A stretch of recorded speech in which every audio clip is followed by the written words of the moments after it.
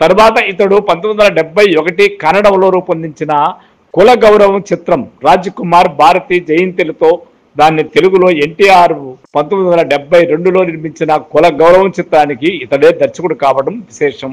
Sridevi combines 1968లో నిర్మించిన చుట్టరికాళ్ళు తర్వాత 1969లో అదే సంస్థ నిర్మించిన భలే అబ్బాయిలు సినిమాకు దర్శకత్వం వహించాడు. ఇతనికి 9 కుమారులు 9 కుమార్తెలు. కళా దర్శకుడు పేకేటి రంగా వీరి కుమారుడే.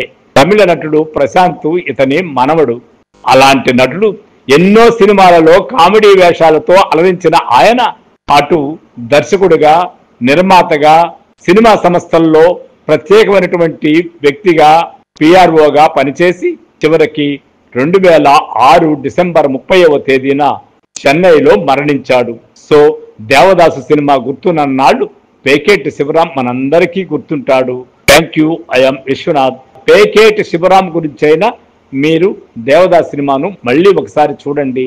ఆయన నటనా ప్రతిభా విశేషాలు అర్థం కావాలంటే ఆ సినిమాను చూసి తీరాల్సిందే. Thank you. ఐఎమ్ విశ్వనాథ్. విశ్వ రివ్యూస్.